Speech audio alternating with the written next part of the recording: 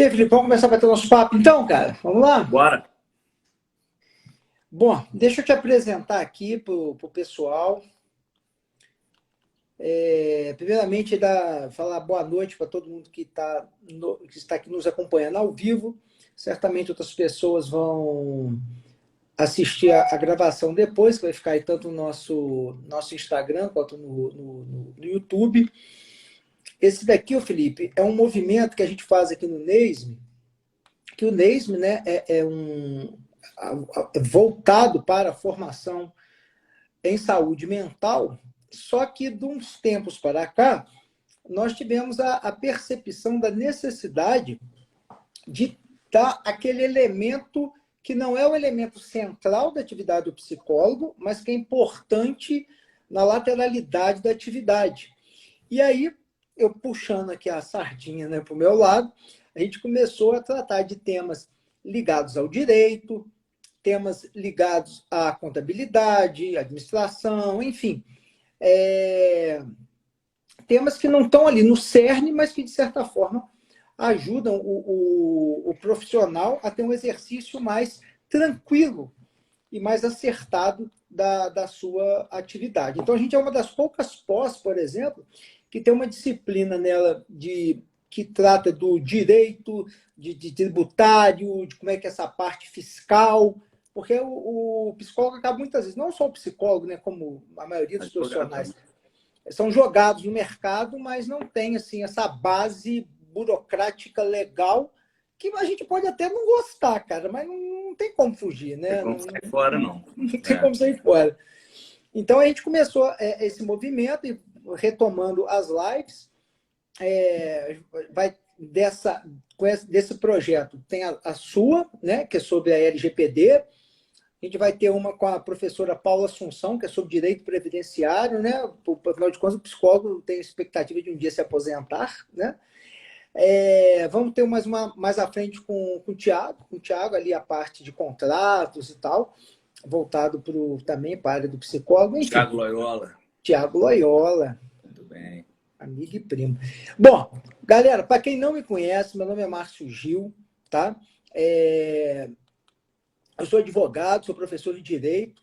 Hoje eu sou responsável por ser diretor jurídico e financeiro do NESP e também da Agape. E a gente trouxe aqui um cara que é muito fera nessa área, um cara assim, que se especializou nesse assunto, que é o assunto relativo à Lei de Proteção de Dados, que é o Luiz Felipe Siqueira. O Luiz Felipe é advogado, ele é mestre em Direito, né, Felipe? É professor de graduação e pós-graduação, escritório e uma empresa, né, Felipe, voltada exclusivamente para essa área, que é a Privacy Point, não é isso?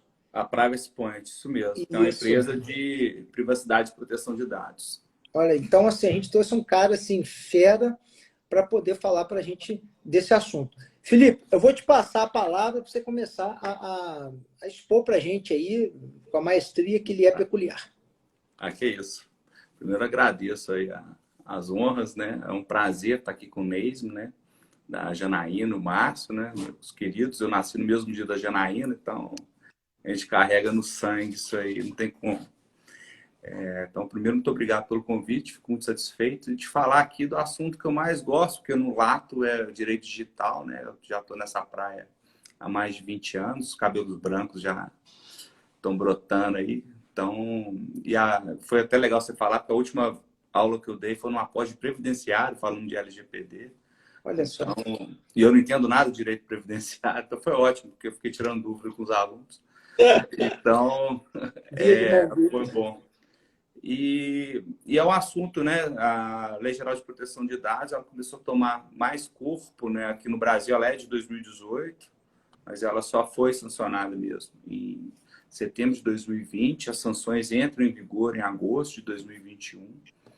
E mesmo assim, muitas empresas e entes públicos ainda não se adequaram, ainda não estão dando muita bola, porque a autoridade que foi criada para regular e fomentar isso aqui no Brasil, fiscalizar, que a ANPD ainda não teve, ela exerce um papel educativo até o momento, até louvável o que eles fizeram, lançando as cartilhas, algumas resoluções para startups, terceiro setor e outras questões. Mas ainda, como não teve uma multa de ninguém, então o pessoal ainda não... Já não tem um ritmo. Muita gente ainda não se ocupou com isso. O que acontece é que muita gente já foi se adequando para ter um diferencial de mercado, outros por preocupação, outros por entender a cultura da privacidade e proteção de dados. Mas muita gente no Brasil ainda tem aquele negócio do medo da multa e tal, e que não é por aí. A Privacy Point a gente tem sempre como propósito de difundir a cultura de privacidade e proteção de dados. Mas o que é isso, né? Privacidade e proteção de dados pessoais, fala né? pra gente, conta pra gente, Felipe, o seguinte, qual que foi assim, a importância dessa lei para a gente aqui no Brasil, né? Porque o psicólogo, ele tem por ofício sigilo, né? E muitas vezes ele tá aquele sigilo que ele cuida certamente da relação terapêutica, mas conta pra gente aí, que é essa lei aí, a LGPD? Né? Bem, isso já vem desde a década de 70 na Alemanha. Não vou entrar nessa história toda, não, porque isso é coisa de aula, não é coisa para live, né?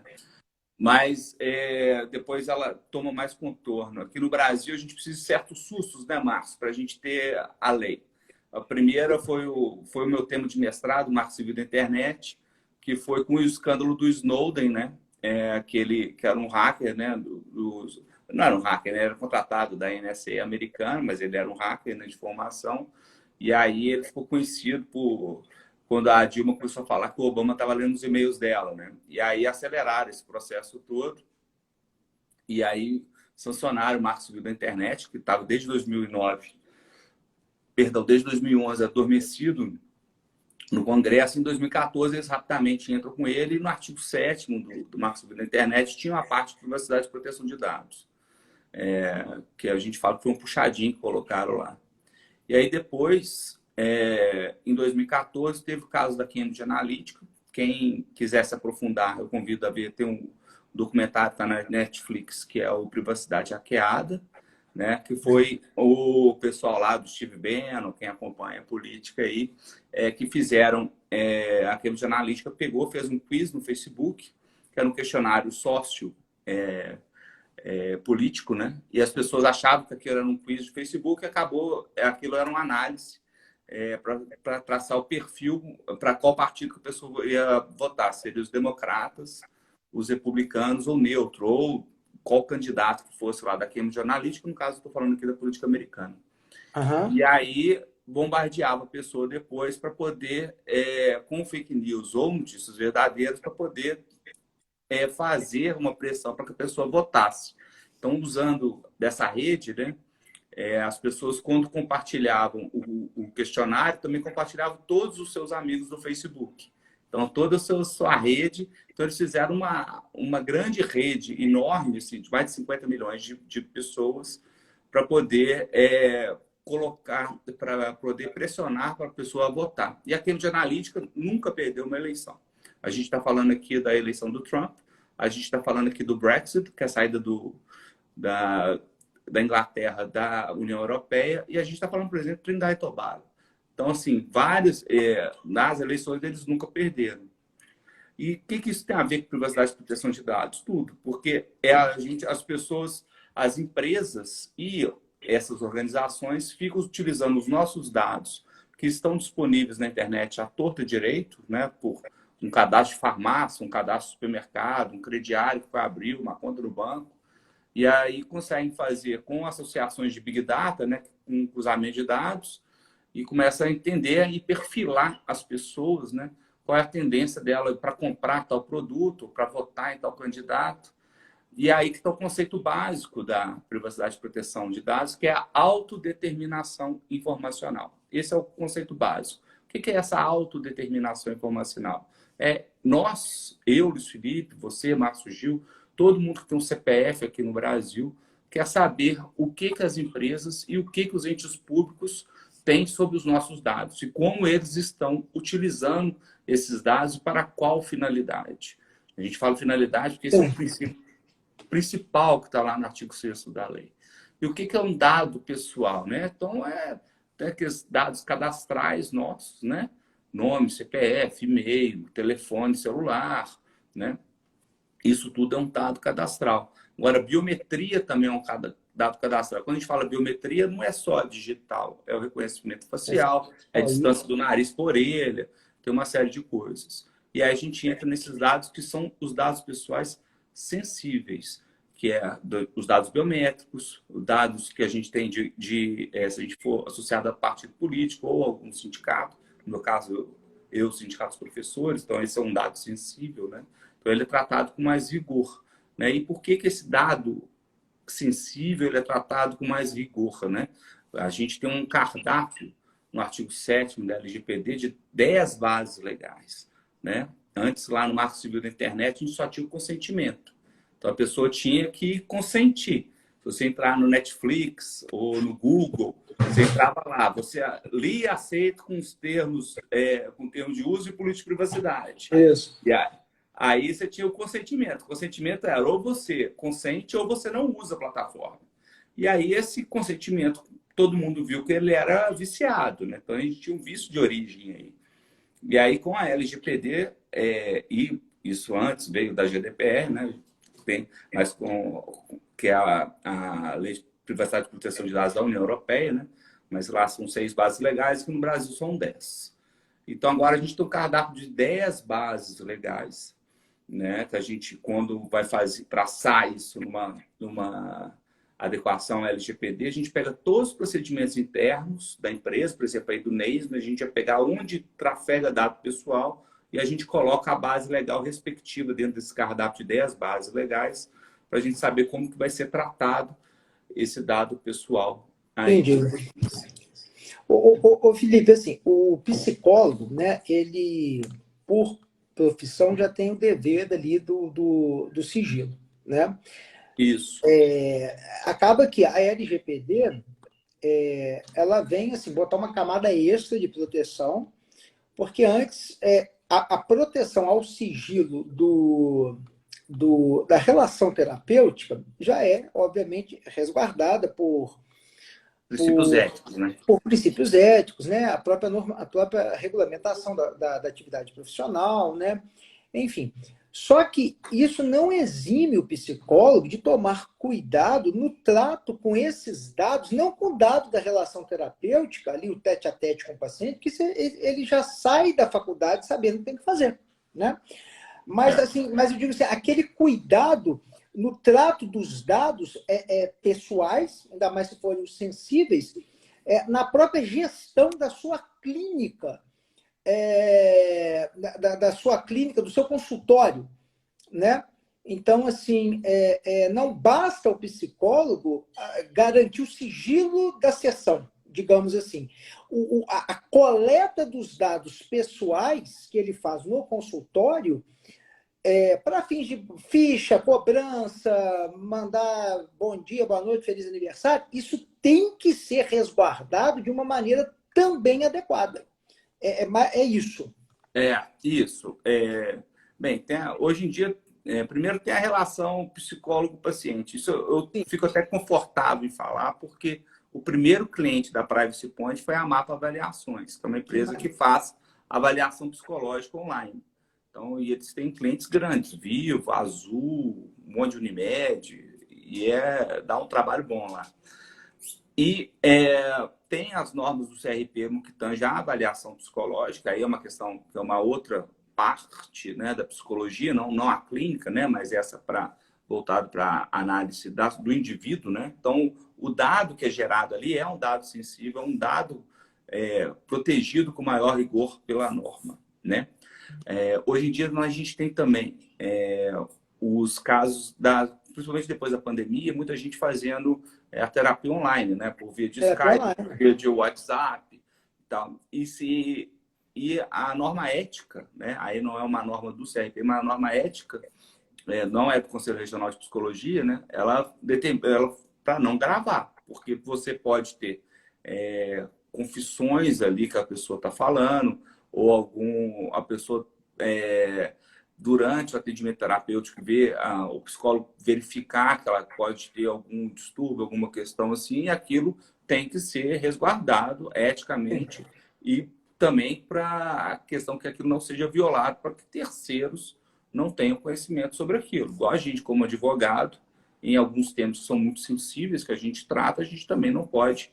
É lógico, a gente acaba arquivando algum documento, alguma coisa assim, mas alguma anotação e tal, a gente tem que preservar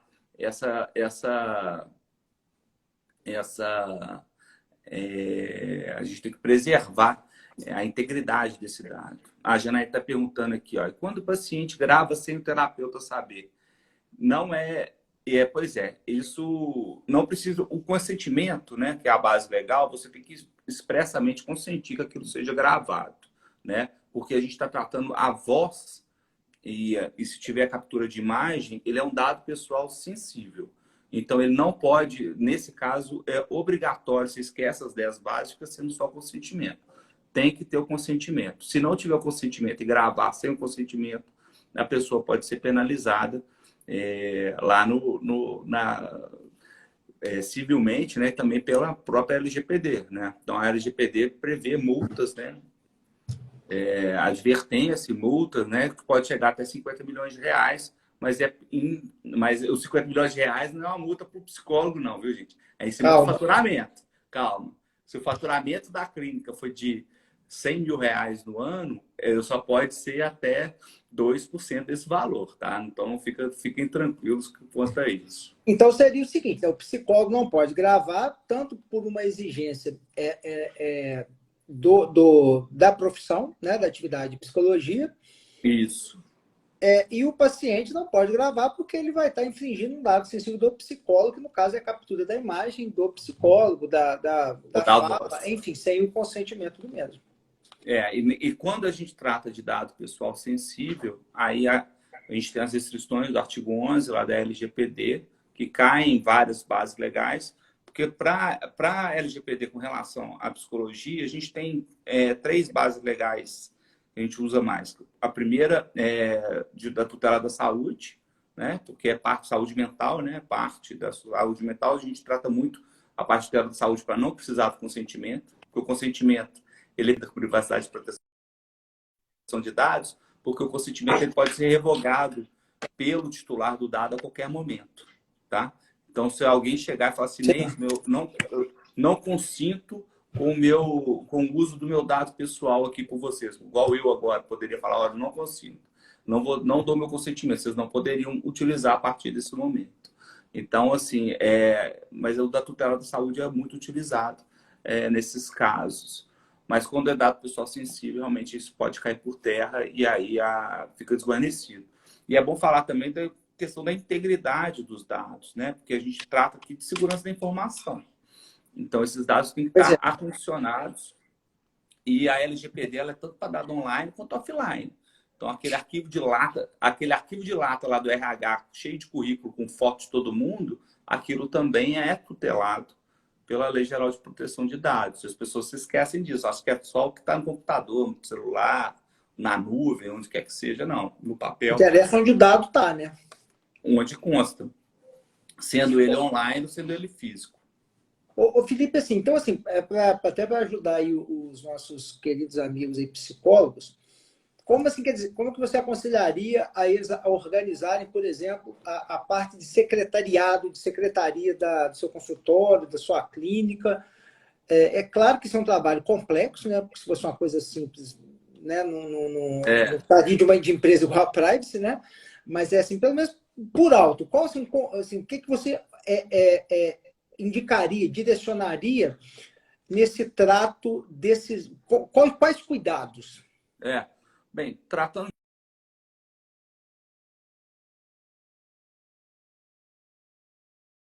em um local acondicionado, onde somente o terapeuta tem aquele acesso, como se fosse um servidor com a chave. Se for um dado, né, de um caderno ou de uma anotação no próprio computador, que isso fique inviolado e que terceiros não tenham acesso a isso. Proteja com senha, proteja tudo criptografado de 2 pontas. Então, essas maneiras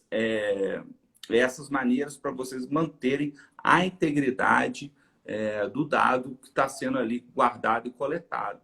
Então, isso é muito importante, porque se vaza um dado desse, por exemplo, o psicólogo faz a anotação, fulano tem um transtorno bipolar, alguma coisa assim, e isso acaba uma outra pessoa vendo aquilo e fala para um terceiro, pode comprometer a atividade do profissional, né, que tá ali, ele pode sofrer alguma dessas consequências. Então, a gente realmente recomenda que tenha essas práticas de segurança da informação que vão além do que está ali, né? A LGPD, ela nunca prevê o que vai ser de segurança. Você tem que usar o Firewall XYZ ou vai usar um DLP, que é um Data Loss Process. Ela não prescreve, né? Ela não prescreve. Por quê? A tecnologia, ela muda cada dia. Se a LGPD lança uma resolução, use tal firewall, ou tal DLP, no dia seguinte ele já está obsoleto. Então, eu acredito que isso nunca vai acontecer. Eles não vão poder, não vai ter essa cartilha de qual equipamento técnico você guarda. Agora, salvar com senha, manter o caderno bem guardado, né? Assim, não utilizar a impressora compartilhada. São pequenos atos que fazem muita diferença. Usar um picotador de dados, caso de empresa, né? Picotador de papel, isso é muito utilizado. A gente sempre coloca isso como nos pontos de atenção quando a gente faz essas auditorias, né? A gente é contratado também para fazer o que chama compliance digital hoje, né? A gente vai lá e vê se a empresa está em compliance digital ou se a empresa está tomando uma fiscalização de compliance digital. No caso, por exemplo, a MAPA tomou da Vivo. Chega um questionamento enorme e você tem que responder com as normas técnicas de tecnologia da informação e com as normas da LGPD para saber se a empresa está ou não adequada pelos parâmetros da Vivo, não os parâmetros legal, mas o parâmetro da empresa, no caso, que contrata a MAPA. Não. A Janaína está perguntando aí sobre recibo também teria que ter este cuidado. Acho que ela está se referindo aí aos pagamentos. Os pagamentos que são feitos e tal. Não. O Brasil tem a jabuticaba, né? A LGPD do Brasil, para passar... Aí é uma fofoca de bastidores, né? Para passar a LGPD, passou a lei do cadastro positivo, né? Então, antes, que liberou lá todo mundo tem o score de crédito do Serasa e tudo mais, foi a dobradinha que fizeram lá com o Maia na época. Vou passar isso aqui, a gente passa a LGPD. E quando entrou com a LGPD, já entrou com a jabuticaba brasileira, que é a proteção ao crédito. O Brasil é o único país no mundo que tem a base legal de proteção ao crédito, que é ótima para banco e financeira, seguradora, administrador de cartão de crédito. Então, esses dados têm uma base legal específica para eles, que chama proteção do crédito. Então, e para a gente aqui que trabalha com isso é fácil, porque toda hora a gente vê alguma questão disso, né? Você tem a base legal de obrigação legal, no caso da obrigação contábil, né? Você recebeu, você tem a parte do INSS, a parte do Simples, que é a empresa que foi e tudo mais, mas você tem uma parte ali que é uma obrigação legal para você mandar aqueles dados fiscais, né? E aí o sigilo desses dados, né? Quem pagou, quanto pagou, a questão isso fica resguardado também pela própria... esse informe que é feito a Receita, né? Fica resguardado ali pelo sigilo que existe nessa relação. Lei, né? Né? Tem que ter um juiz para quebrar esse sigilo aí. Para quebrar esse sigilo. Guardado a 7 chaves, né? Assim, então... Ô, Felipe, me fala uma coisa. E como assim que você sugeriria, assim, você falou ali da gestão dos dados, muito assim, voltado para ali a relação. Agora eu digo o seguinte, vamos imaginar a psicóloga, duas psicólogas, tem uma secretária. Né? A secretária lida com aqueles dados ali do paciente, não com os dados da terapia, que esse daí é dever do psicólogo guardá-lo para ele e pronto. A não ser quando é uma clínica e essa clínica tem uma supervisora, aí nesse caso pode haver o acesso da supervisora, enfim, mas é uma outra coisa. Mas da relação terapêutica, o que você acabou de falar, os dados devem ser guardados e o acesso restrito ao psicólogo. Agora, mas assim, e aqueles dados ali de secretaria, como que a burocracia deve ser organizada para que não haja um infringir da lei de proteção de dados, para além do consultório. Lógico.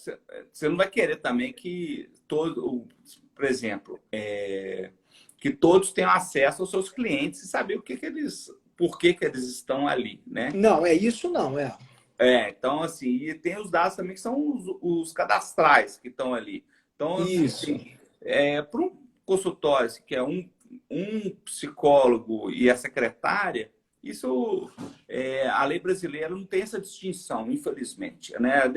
No caso, até a gente comentei com você hoje de manhã, a primeira lei argentina, foi na década de 90, ela falava que era só para empresas acima de 250 funcionários. Aqui no Brasil não tem disso.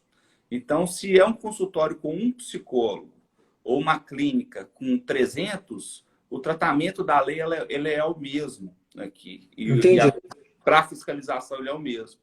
Então, é você ter as técnicas de manter a integridade dos dados para que eles não vazem, para que outras pessoas não tenham acesso. Principalmente que a gente está tratando aqui, principalmente dos dados sensíveis, né? Então, assim, imagina se as farmácias começam, os laboratórios, né, da indústria farmacêutica começam a saber tudo que se passa em todos os consultórios de psicologia do Brasil para poder influenciar e propor medicamentos tais, né? Esse é um alvo, né? Porque a LGPD quer proteger a gente, o indivíduo. Ela protege nós do mercado e dos políticos, né? E das pessoas que usam os nossos dados sem a gente saber como que está sendo, né? Porque, na verdade, assim, o que eu falo até em sala de aula é que hoje é o Master of Puppets, né? O mestre dos fantoches, né? Em que as pessoas vão utilizando os nossos dados e nós viramos os fantoches nós mesmos, né? Porque as pessoas ficam induzindo a gente a comprar produtos, a votar em pessoas, a ter sem que a gente queira que façam. Mas para o psicólogo que está ali, que tem a sua secretária, é realmente manter a integridade do dado, manter com senha. Se tiver um CRM ou qualquer software disso de gestão, sempre manter com senha e manter isso o mais restrito possível para que esse dado não vaze, né? Então, essa é a grande dica aqui. E também não ficar imprimindo coisa à toa e essas questões que são bobas do dia a dia, mas isso é verdade, porque, por exemplo, empresa, né, em RH, o pessoal deixa lá com impressora compartilhada e pode ter uma avaliação psicológica de um empregado que o cara imprime e fica lá na impressora. Então, qualquer um pode passar e pegar. E, às vezes, é alguém que está disputando a vaga com o outro, ou alguém que quer perseguir um funcionário, ou quer passar aquele dado para um concorrente. Então, a gente não sabe o que vai acontecer. Tem que preservar, que a gente fala da integridade, né? Por exemplo, até pegando um exemplo, até da própria clínica lá, né? Por exemplo, um laudo, né? Fizeram um laudo. Imaginemos que alguém da família ou o próprio paciente vai passar para pegar esse laudo. Deixar isso lacrado, né? Digamos, né? Isso vai entregar para o paciente. Para o paciente. Né? Ou a quem ele, por expressa autorização... Com procuração, né? Permita que faça essa retirada. Né? Porque vai gostar, não, fulano pediu para pegar o laudo dele aqui. Não, também não funciona assim, não. É bom ter um controle, né, de como que é feito isso, né? Então, lacrado, né? Porque senão os dados são completamente expostos. E é legal de falar aqui, porque o dado, né, a LGPD, ela protege o dado desde a coleta até a sua eliminação, até a sua extração, né? E aqui no Brasil as pessoas confundem o direito de eliminar o dado, por exemplo, a pessoa tem um cadastro no NEIS, aí ela fala assim, olha, eu quero que delete esse cadastro. Vocês vão lá e deletam, porque o dado dela, não quer mais para o dado. Isso está lá desde o Marco Civil da Internet, no artigo 7, inciso 10, e isso veio para a LGPD. Então, desde 2014 já está valendo. Mas aqui no Brasil a gente não tem o direito ao esquecimento, que é essa deleção, que é pegar e falar assim, olha, o Google, eu não quero nada do meu nome. Então, Luiz Felipe Vieira de Siqueira, você desindexa tudo que está ligado. Então, assim, minha conta de LinkedIn, de Facebook e tal, aqueles dados todos que aparecem quando a gente digita o próprio nome no LinkedIn, no Google, desaparecer tudo ali, né? Isso na Europa é possível. Existem muitas pessoas que ingressam com a ação para deletar uns dados O direito ao específicos, esquecimento. que é o direito ao esquecimento. Aqui no Brasil não tem. E as pessoas confundem isso aqui no Brasil e o judiciário oscila, porque, infelizmente, você sabe, né? Os nossos juízes não... Quando chega...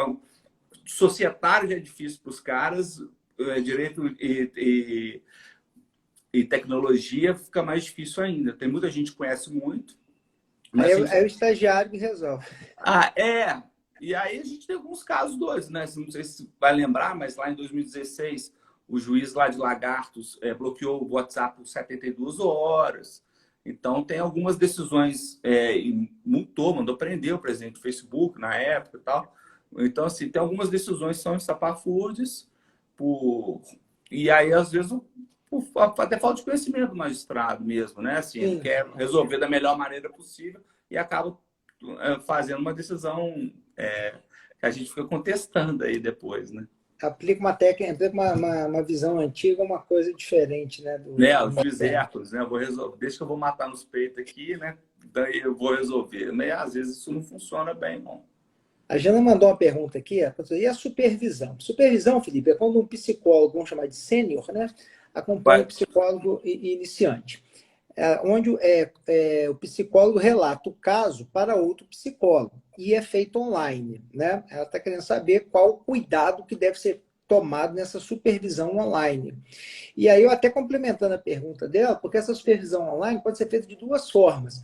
Uma é via Skype, via Meeting, enfim, uma telechamada, né, normal, e outra via e-mail, troca de e-mails, no qual o psicólogo iniciante relata para o psicólogo sênior o caso, né? Então ela está perguntando isso, quais cuidados tomar nessa supervisão online. Vamos lá. Primeiro, aí a gente tem que ir para o conceito da LGPD, porque a LGPD protege as pessoas, os dados identificados ou identificáveis. Então, identificável, Luiz Felipe Vieira de Siqueira, OAB-MG 79365. Então, se você digitar OAB-MG 79365, esse conjunto alfanumérico vai me identificar. Se nessa supervisão, vai me identificar, porque vai sair meu número de OAB, com esse número meu da Ordem dos Advogados do Brasil, você chega até meu nome no site da OAB, é fato.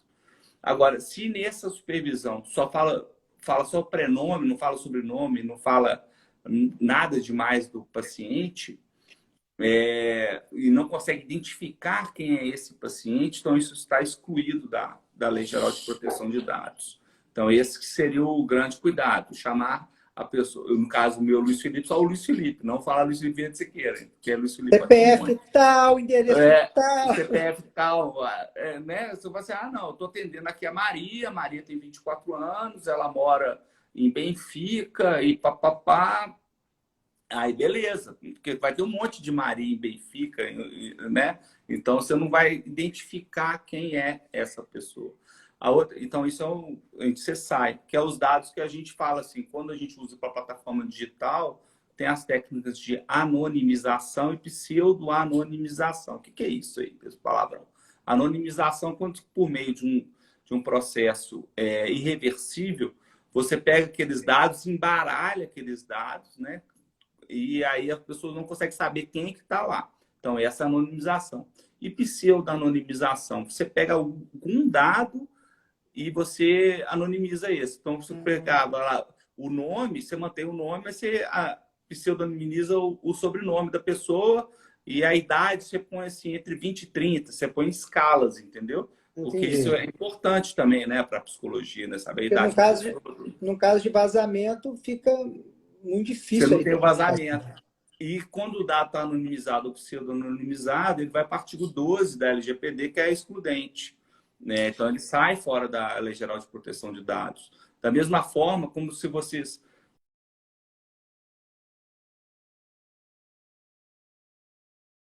Olhando aí, Voltou. Não, não, Não, meu porque celular aqui. deu uma pausa aqui para mim. Meu celular aqui me indicando que eu estou extrapolando o meu limite de tempo para utilizar redes sociais. Ó. Mas vamos lá. Quando os psicólogos estão utilizando esses dados para fins acadêmicos, você está numa excludente da Lei Geral de Proteção de Dados. Então, no caso, por exemplo, a Janaína, que é doutora em psicologia, né? Ela vai utilizar aquilo para pesquisa acadêmica dela, esse dado ele não está na LGPD, está lá na excludente do artigo 4º. Então, por exemplo, se eu usar um caso de uma pessoa para um artigo acadêmico, né, que eu estou fazendo, aquilo não está afeito à Lei Geral de Proteção de Dados, né? Então, eu brinco, né, que eu escrevo coisas que ninguém lê, né, que é termo de uso, política de privacidade e artigo acadêmico, né? Então, a gente fica nessa vida aí de escrever para ninguém ler, né? Mas tá bom. Lá no NESB, a Jana está até falando ali, uma coisa que a gente faz, os professores, supervisores, porque chega um determinado momento da pós que é dada a supervisão para os nossos alunos, entendeu? E aí a gente coloca só uma letra, não identificando quem é o paciente que está sendo supervisionado, e em alguns casos a gente usa um arquivo até fechado por senha. Então quem tem a senha é o aluno e o professor. Se esse e-mail de algum momento extraviar, aquele documento, aquele PDF que está anexado, só é aberto com essa senha que os dois têm, uma criptografia mesmo que a gente faz. Ótimo. Ponta a ponta. Funciona. Ponta a ponta, exatamente. E com o nome e a pessoa identificada só com uma letra, tá? Só com uma letra. Porque você não consegue saber quem que é a pessoa. Então, dentro daquele conceito da LGPD dos dados identificado ou identificável, então, e assim, é curioso, porque até placa de carro é identificável, né? A placa do seu carro sabe que é você que está. Se você é proprietário, você pode estar conduzindo ele, né? Então, são dados engraçados aí que as pessoas nem imaginam que são dados pessoais e são. Exatamente. Felipe, vamos então, só para a gente dar um apanhado geral aqui do nosso tema, né? É um tema assim que por não fazer parte do dia a dia o conhecimento, mas é uma coisa que está a todo momento, né? É uma coisa que não faz, mas faz muito. A gente acha que não faz, mas a todo momento a gente está lidando com isso, né? E para o psicólogo, o cuidado é redobrado, né? Porque ele não lida só com dado que a padaria lida, né? Ele lida com esses dados da padaria, da farmácia, mas lida com dados muito mais profundos, né? Do que sensíveis, né? Esses dados são os dados sensíveis. E a gente está tratando aqui de saúde mental, né? Que é uma questão vital do ser humano, né? Da humanidade, né? Quem trabalha com direito e tecnologia, a gente puxa muito para o humano, né? Que essa questão de decisões automatizadas, inteligência artificial e tudo isso que está nos tomando conta hoje em dia, a gente está puxando para o humano. Nós somos humanos, né? No planeta Terra. Então, a gente tem que ter esse cuidado, inclusive com os dados que estão sendo aí manipulados, os nossos dados que estão sendo manipulados por terceiros. Então, a gente tem que ter essa autopreservação de espécie mesmo. Essa é a verdade. E essa geração de cultura de privacidade e proteção de dados que é o mais difícil. Então, assim, quando a gente, pela Privacy Point, a gente chega numa empresa, ou ente público, a gente vai fazer um programa de adequação, a primeira coisa que a gente faz nós queremos implantar a cultura disso aqui. A gente quer explicar para vocês o que é privacidade e proteção de dados, qual que é a importância disso, mais do que você fazer, não, você vai tomar uma multa de 50 milhões, de tocar o terror e tal, que é uma coisa que dificilmente vai acontecer. Tá? Você realmente, uma hora você pode estar sujeito a tomar uma ação judicial sobre isso, um juiz vai decidir, ou a própria Autoridade Nacional de Proteção de Dados pode tomar por via de procedimentos administrativos. Mas o importante é ter a cultura, saber por que são os dados pessoais, que é nosso, né? Proteger a gente, as pessoas que a gente ama, né? Nossos filhos e tal. Né? Hoje em dia, que está muito em voga, são os dados de crianças e adolescentes, né? Porque eles são muito conectados. Crianças entre 13 e 19 anos, 90% delas está utilizando rede social, está utilizando a internet. Então, a gente que tem filhos, a gente tem que tomar cuidado, Então, assim, é uma questão que a gente tem que se proteger. Nós, os humanos da máquina e os humanos dos humanos. Sim. É para isso que tem a Lei Geral de Proteção de Dados. A gente está aqui para nos proteger também como espécie, né? Como pessoas e quem a gente gosta, né? Principalmente com saúde pública, né? E saúde mental e saúde pública, né? Que é o caso da psicologia. Então, assim, acho muito legal do NASM ter essa preocupação e trazer isso para quem está assistindo a gente, porque muita gente nem pensa como que isso pode afetar a vida e realmente pode tudo. Tem um cruzamento de dado maluco, a pessoa, sei lá, a pessoa comprou um Kit Kat e no dia seguinte comeu um cachorro-quente, pediu mostarda, isso pode ser que a pessoa vai votar no Lula, entendeu? Com um cruzamento de dados maluco. Então, acontece de tudo e a gente não tem que primeiro saber como que isso acontece e como a gente se protege de nós mesmos. Exatamente. E é bacana você comentar essa questão do NASM, porque no NASM a gente fala o seguinte, a gente tem uma percepção 360, né, da situação, fechar todo o ciclo, não só a psicologia pela psicologia, né, mas tudo isso que fica ao redor. Bom, e aí a live tem o tempo dela, né, é um tempo limitado, e a gente vai tentar emplacar, né, Felipe? Vamos tentar emplacar um curso, né, voltado para os psicólogos sobre esse tema, né, aprofundando a temática. E para a gente poder, já fica aqui meu convite, né, para a gente poder dar mais profundidade, né, além do que a live permite, dentro do curso sobre esse tema. Eu acho que vai ser mais um passo aí para a gente aqui do NASM. Vai. Só chamar. Partiu? Está totalmente à disposição. Fico lá no Parque Alfred, está ótimo. Ô, Felipe, eu vou te agradecer, tá? Te agradecer imensamente a sua disponibilidade, ceder esse horário seu, né, te afastar da sua família nesse horário da segunda-feira à noite. A gente sabe como que isso é valioso. Né? Então, quero te agradecer em meu nome. A Janaína também está mandando aí o muito obrigado dela para você. Te agradecer em nome do NASM, falar assim que foi extremamente produtivo, muito interessante para a gente. E é isso. E contar com você, quem sabe, esse curso e em próximos encontros aqui nas redes sociais. Uai, muito obrigado ao NASM, ao Márcio Gil, minha querida Janaína, né? Eu tô saindo daqui, vou para casa do meu pai, que é aniversário dele. Aí, ó. Então, muito obrigado pela oportunidade de trazer aqui o trabalho que eu já dedico há muito tempo, né?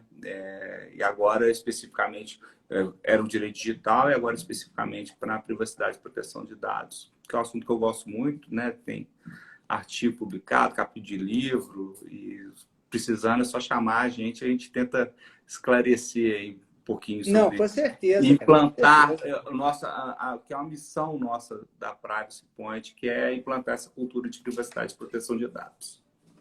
Show de bola, Felipe. Muito obrigado, tá? Agradecer o pessoal que assistiu ao vivo, que vai assistir depois aqui no Instagram ou no YouTube. E é isso. Gente, um grande abraço. Felipe, mais uma vez, muito obrigado, tá? Obrigado a você, Márcio. Obrigado, disponibilidade e carinho. Obrigado mesmo aí. Um abraço, boa noite. Valeu, Felipe. Obrigado. Tchau, tchau. Tchau, tchau.